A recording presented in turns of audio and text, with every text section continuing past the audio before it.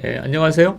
오늘은 주사파 이야기 두 번째 홍성희 선생님하고 두 번째 시간을 갖도록 하겠습니다. 오늘은 주로 이제 한국에서의 좌우 대립을 갖고 얘기를 풀어가 볼 텐데요.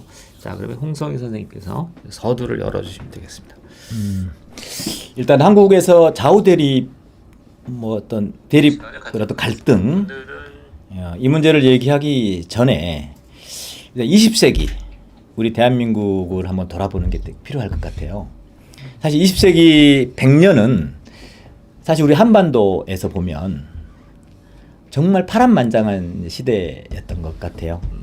정말 세계 어느 나라도 겪어보지 못했던 그런 사건들이 줄비했었던, 그리고 이 한반도를 당시 삶의 터전으로 살고 있던 우리들에게, 또 우리 조상, 부모님, 그리고 또 저희들에게 어마어마한 충격을 줬던 이런 사건들이 20세기 대한민국에 있었다. 결국 이 20세기의 대한민국이 오늘날의 좌우 갈등, 좌우 대립을 또 규정하고 있다, 이렇게 보여집니다. 보면은 1910년이죠. 20세기 초 1910년 한일합방, 다시 말해서 우리 조선이 일본에 이제 병합됐고요. 그리고 35년간의 일본 식민 통치를 받았지 않습니까?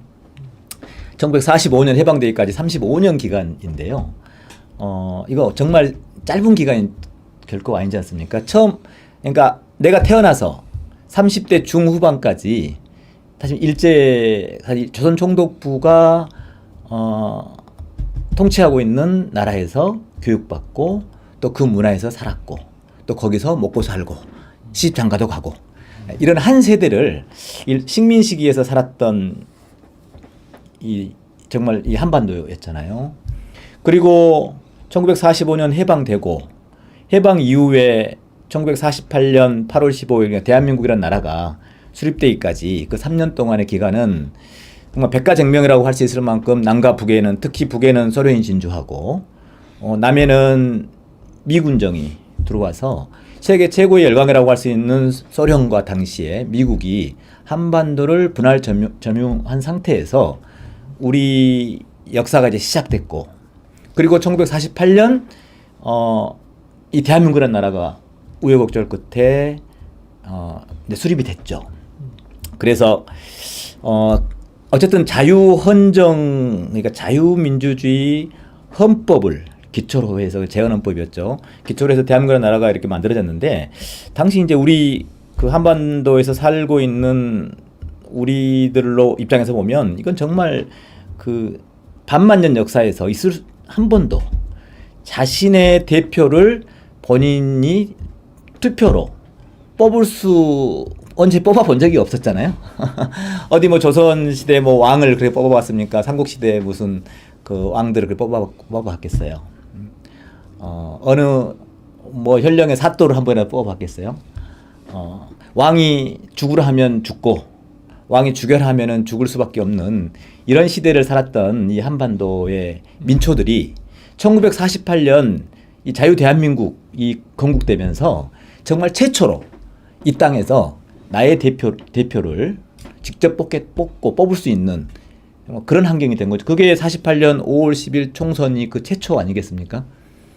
그리고 8월 15일에 대한민국이 건국되고, 그리고 이 건국된 나라는 서구의 어느 미국이라든가 이런 서구의 선진국처럼 이런 민주주의의 오랜 어떤 그 저항과 투쟁, 시민들의 혁명, 이런 과정을 거쳐서 만들어진 게 아니고, 결국은 일부 선각자들, 그리고 외세에 의해 분할 점령된 이 땅에서 순식간에 민주주의가 들어온 거예요. 어느 날 갑자기 하늘에서 뚝 떨어진 거죠. 그러니까 우리 국민들 입장에서 보면 이제 이런 대한민국의 이제 민주주의가 시작되다 보니까, 당시에 이 민주주의 어떤 제도를 정착하고 선거를 치르고 정부 기관을 운영하고, 이런 과정들이 이 신생 나라, 그냥 다시 말해 처음 나라를 만들었던 시기에 얼마나 혼란스러웠겠어요.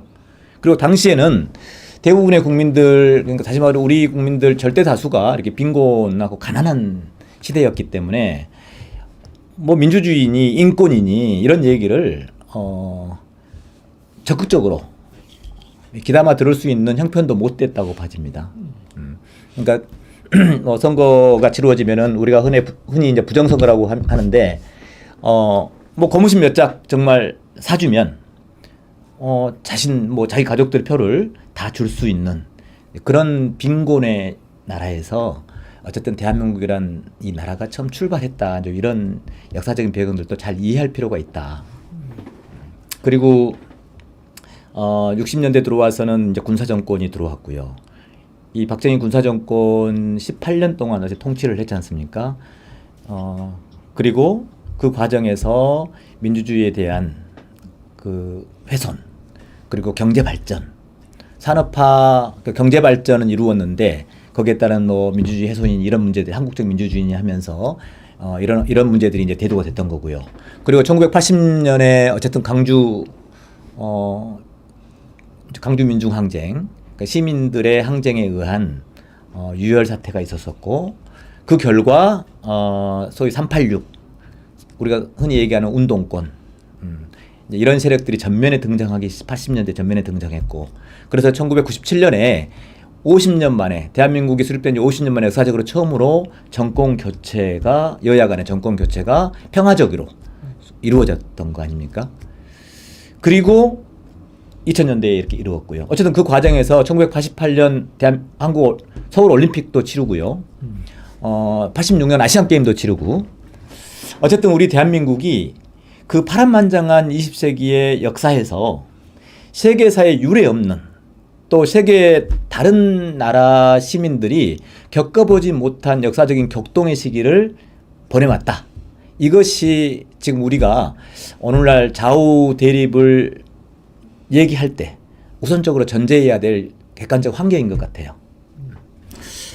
뭐 제가 덧붙이자면, 그러니까 보통 이제 근대 사회는 이제 약간 고립돼 있었잖아요. 물론 네네. 지리상의 발견 이런 것도 있긴 하지만, 근데 이게 이제 본격적으로 파급된 게 19세기 말로 봅니다. 그러니까 제국주의가 전 세계를 침략하고 이러면서 그때부터 이제 전 세계적인 또 역사가 얽히는 건데, 그래서 대한민국은 뭐 이런 복잡한 과정을 거쳐서 대한민국은 이제 1948년 뭐 이때 무렵에 첫째는 그러니까 자유주의 세계 일원으로 자기의 포지션을 갖고 공산주의 침략을 막아내면서 이게 이제 기본 포지션이죠. 그다음에 두 번째는 이제 자유시장 체제 일환으로 이렇게 쭉 형성이 됐고 이게 기본 뼈대가 되는 어떤 체계였다고 생각하고요. 그다음에 뭐가 이제하면 두 가지가 이제 이거에 대한 저항을 시작하는데 하나는 60년대 70년대부터 형성됐던 민주주의가 민주주의와 그러니까 시장 경제에 대한 좀 약간의 부정적인 의미가 있잖아요. 민주주의와 분배를 갖고 이제 반체제 이념이 성장하기 시작하고 두 번째는 저는 한 90년대 초반 정도로 보이는데 그러니까 남북이 협상하고 이러면서 북한을 적으로 보는 전통 이념을 좀 부정하는 생각들이 확산되기 시작하면서 반체제 그러니까 반정부적 이념이 확산돼서 현재에 이르는데 오늘 이제 지금 아까 개괄을 해주셨고 제 나름대로 보완을 했다면 이제 좌우 이념 대결을 이제 본격적으로 얘기를 해보시죠. 네. 제가 하나 빠뜨렸네요. 20세기의 어쨌든 제일 중요한 한반도의 사건은 6.25 전쟁이죠. 네, 전쟁을 빠뜨렸네요. 사실 1950년 한국 전쟁은 민족 동족 상잔이라고 표현되듯이 3년 동안 50년부터 1953년 7월 27일까지 거의 근 3년을 전쟁을 치렀던 이 과정은 한반도의 이 좌우 대립 그리고 그 이후에 이 남북 간의 분단 그리고 그 대결 여기서 펼쳐지는 이제 문제들은 결국 지금의 오늘날의 좌우 대립과 결국 무관할 수 없는 아주 직접적인 사건이라고 볼 수 있겠습니다. 네.